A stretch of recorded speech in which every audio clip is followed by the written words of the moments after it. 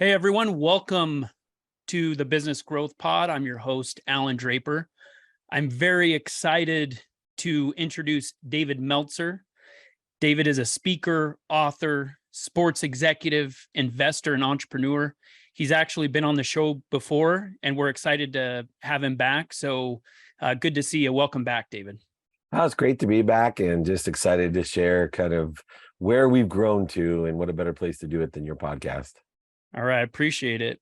So, David, I've been thinking a lot about the economy, a lot about the talking heads and, the use of the word recession. And I was kind of wondering where your head's at, where your thoughts are, where you're spending your time and resources in the next 6 to 12 months and what you're going to be focused on.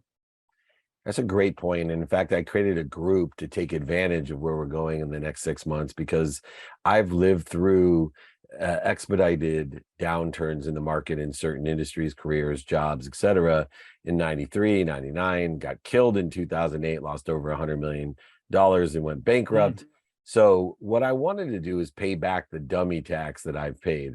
And I wanted to pay it back by teaching people to focus in on three things. And the first is, we need to pay attention and intention into the markets, the different markets that do well, that are synergistic and supplementary to our skills, our knowledge, and our desire. And if we can study the markets, the jobs, the industries, the careers, to see how aligned, how our skills, knowledge, and desire are supplementary to what's doing well in those markets, and what opportunities, options, and touches of favor exist during expedited changes in the economy, either good or bad, by the way. When we get these accelerated changes, that's when we want to look and study the markets. Then secondly, we want to study something that a lot of people glance over or never even raise their awareness to. It's the market makers. You see, if we know who's making the market, so for example, in 2008, if I understood subprime lenders were making the market when it came to the real estate market, I could have changed my strategy, and I would have bought differently and different timing and different risk tolerance, knowing the market makers. And doesn't take that much effort to find the market makers, but most people gloss over it and don't do that, including me, over the last three accelerated changes in the economy. Then finally, in this one seems obvious, Allan, but so many people don't pay attention to this even when there's not an accelerated change in the economy. And that's called margins. See, so many people get so busy making, so busy working, they forget to make money. And they invest in things that even if they work out, they haven't fully thought through what the margins are going to be like. And in accelerated changes in the economy, downturns or upturns, the margins of millionaires are made. More millionaires are made during accelerated changes in the economy, during recessions and depressions, and accelerate more margins. And it's because the entrepreneur or investor, or even the collaborator, they're looking at the market and how it's aligned, synergistic, or supplementary to your skills, knowledge, and desire. The market makers, which is a secret sauce, but also the most common sense one, they're actually studying the margins, saying, wow, this area is so oversold that the margins are going to be so much better by investing my money into this thing because it's so oversold than this other thing, or working in this industry instead of this industry, because the margins are there. Yeah, 100%. The other day I posted a poll on my Instagram, just kind of getting a feel for where people are at. And, the overwhelming majority mentioned that they are not going to be buying any real estate or any other assets until they figure out what's going on, which is a little different from my approach. I've noticed that, when people are nervous, they stop investing, right? It seems to be the inverse for what I do. When things are going down, that's when I see a for sell sign on, real estate, stocks, even businesses, acquiring new businesses. And but the average person sees that, they get afraid, right? And they wait for the upturn. They buy when things are really high. And what would you say to that person that is afraid right now of embracing the opportunity that we're going to be seeing in the next 6 to 12 months, and Yeah. just kind of getting that confidence to invest? Well, I think you're nailing the nail on the head, my friend. See, the problem with most people is they don't know their timing and risk tolerance. See, Hmm. upturns and downturns have nothing to do with investment. Your timing and risk tolerance is everything. And I think there's more opportunity when everybody gets afraid because there's less competition with things that are aligned with my timing and risk tolerance. Whether it's stocks or real estate, it doesn't matter where I am on the upturn or the downturn. I'm analyzing only one thing in all investments that I make. Is this aligned with my timing and risk tolerance? And if so, then I'm going to go ahead and invest. And, each individual investment has its own criteria, it has its own elements that can align with what I'm looking for in an investment. Now, when I tell you that, let me show you how this works. Number one, the lottery. I know the lottery's $2 investment. I know it has a 1 in 1 billion chance of winning, and I know I could win $1 billion. And I also know that the timing is this Saturday at 8 p.m.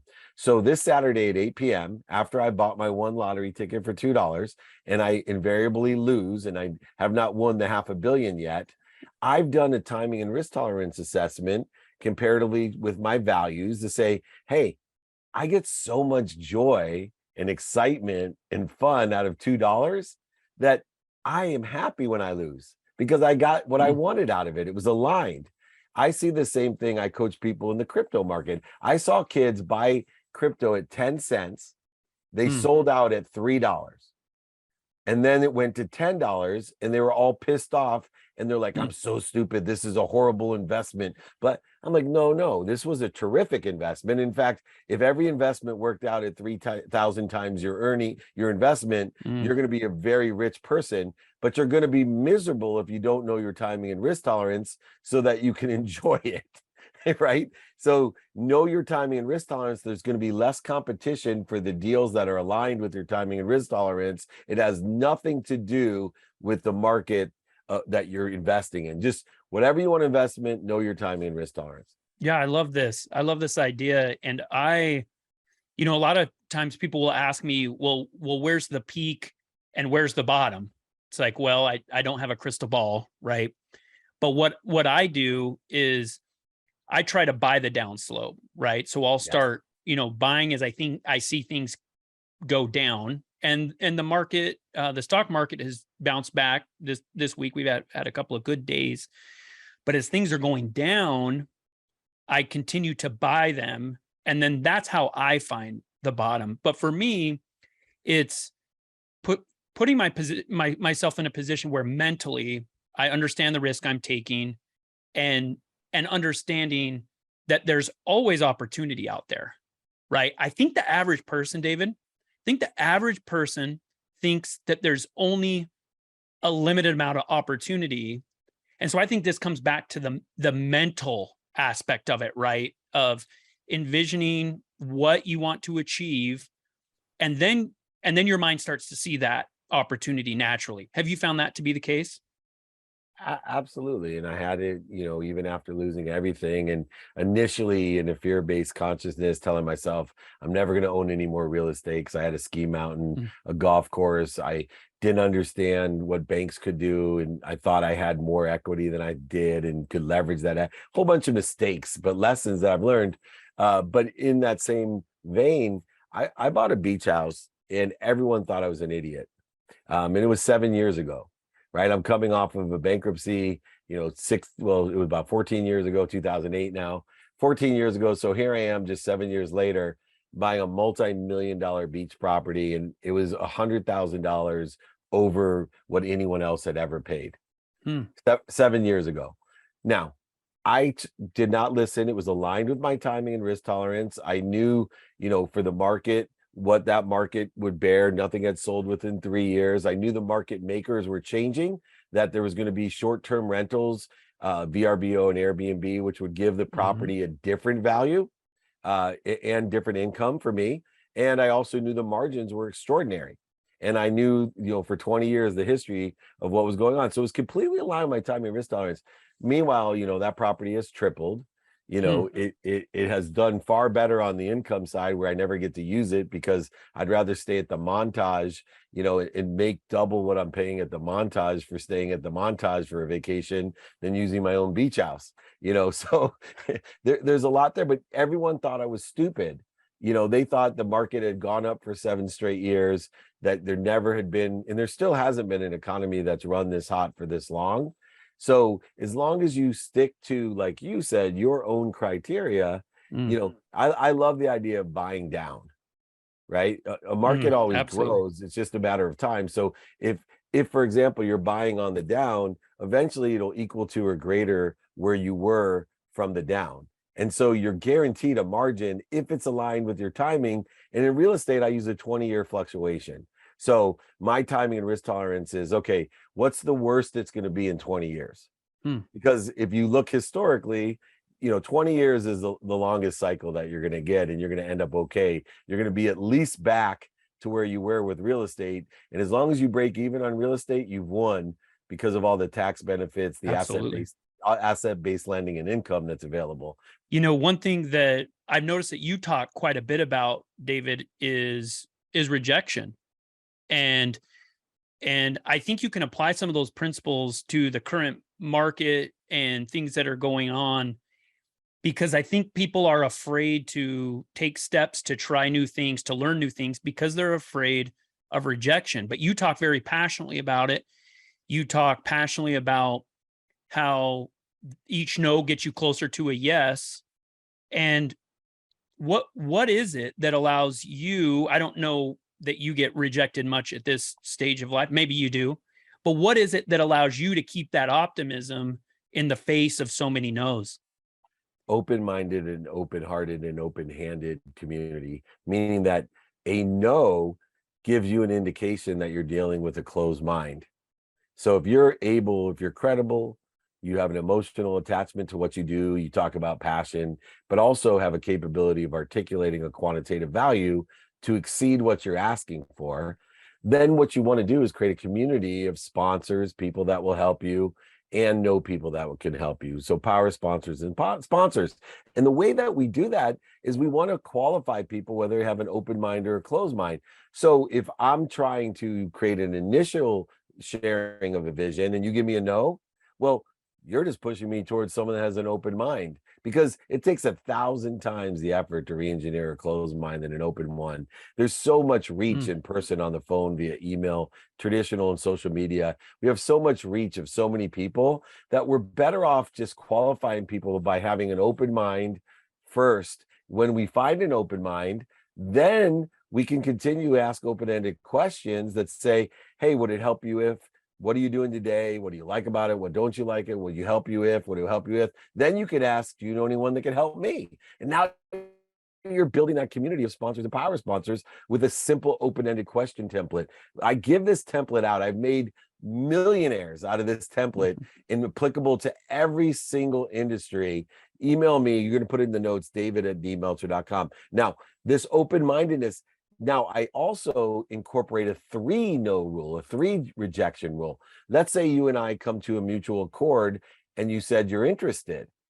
Now, if we set a date for the next phone call, or we create a go, no go plan on what our next steps are, and you don't show up or you don't answer, or you tell me not now, I go ahead and use a 3 no rule that puts me back again and say, well, okay, I'll call you back again. You give me another no. On the third no, when you've already shared a vision with me and expressed interest, I now tell you, hey, this obviously isn't the right time. Let me know when Hmm. it is. Because, and the reason I do that is that, everyone has an open mind at a certain time. Some people have, like you and I, open minds the majority of the time. We're easily sold. Some people have closed minds the majority of the time. But sometimes we catch someone with a closed mind uh, at a time when they have an open one, and then they're going to be a lot more work. And if we use the 3 no rule, then we can go ahead and they'll never call us back if they have a closed mind. Although sometimes you get a person with an open mind and they're having a bad day, Hmm. right? something happened, your tire blew, or who knows, something with their Mm-hmm. family. People get COVID nowadays, which is a classic example of some of the open mind. All of a sudden will have a very closed mind if they're exhausted and sick or worried about a family member. So 3-no rule, then 50% of the time, an open mind will go ahead when you walk away, they'll come back. So not only are you expediting the sales cycle by putting a catalyst on the open mind, but you're also getting rid of the people that are never going to say yes to you, the closed-minded people. And that's more valuable, I think, than accelerating the sales cycle of an open mind that eventually will do business with you or share your vision again. The more valuable one is I'm not wasting my time with people that are never going to share a vision with me. Yeah. One of my goals this year, David, was to have 100 identifiable rejections, professional Ask rejections. for over. Never limit yourself. I always say I want over 100. Over 100.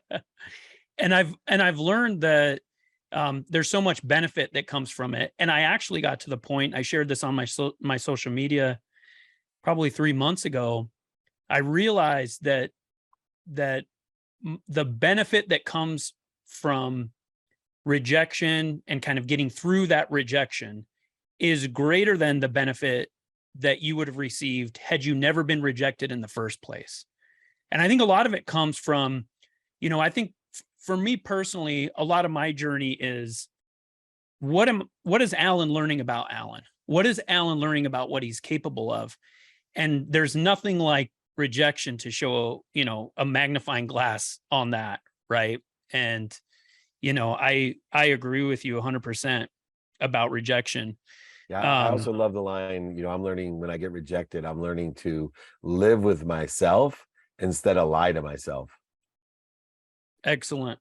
Yeah, that's perfect.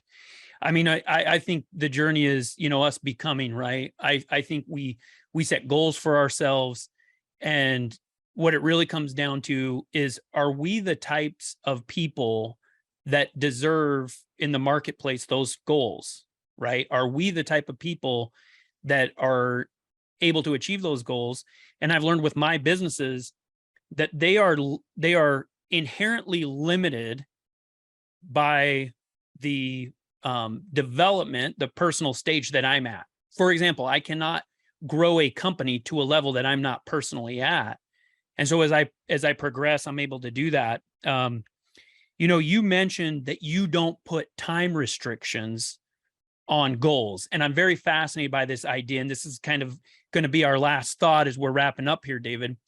Tell me a little bit about that and why you do it and how it helps you achieve your goals or objectives in the long run anyway. Yes, I'm glad that you asked me that, because this was the one area that Bob Proctor, my mentor, who had passed away this year, we were in disagreement, but he finally came over to the dark side, to my side of timelessness, of infinity. So I don't believe in putting a time limit of, I want to make $1 million by the end of this year. And the reason I believe that is that the minute I determine that I want to make $1 million by the end of this year, every second that passes by that I haven't made that $1 million, I'm creating resistance for myself. I'm running out of time. And what I like to do is look at the world as a value add world, as an infinite world, a timeless world, an effortless world. And so I work within the context of velocity, not time. See, time is a man-made construct. It determines the length of the start or cause to an outcome. And the biggest misuse of time is between cause and an outcome, cause and effect, or problem and solution. So I take it out of that realm by saying, I'm going to make as much money as I can, as fast as I can. Or if I get a little bit more quantitative, I want to double the amount of money I make as fast as I can. This is limitless. You see, I am encouraged by not only math, but the universe. When I say I'm going to double the amount of money I make as fast as I can, every second that ticks by, I'm getting better and closer to my objective instead of less and less time to achieve it. I'm creating less resistance. It's more effortless. It's more in the context of I am happy, healthy, wealthy, and worthy. What am I doing to interfere with it? Instead of most people searching for a why of I want to get more happy, more healthy, more wealthy, and more worthy. That actually is resistance, creating void, shortages, and obstacles of something that's already there. I already work in an infinite world of saying, this already exists. What am I doing to interfere with it? So I'm trying to create velocity, not limit myself by time. Wow, that's deep. Very well said. Well, I appreciate your time today, David. Uh, I look up to you a lot, and just wish you nothing but the best in your future. Thank you, everyone. Please reach out to me if you need help, david@dmeltzer.com. I'll be back for my third time. Don't worry. All right. Can't wait. Thank you. Thank you, Allan. If you have enjoyed today's podcast, please leave us a rating. And for daily inspiration and business tips, follow Allan on Instagram. Until next time, remember, we build the future one entrepreneur at a time.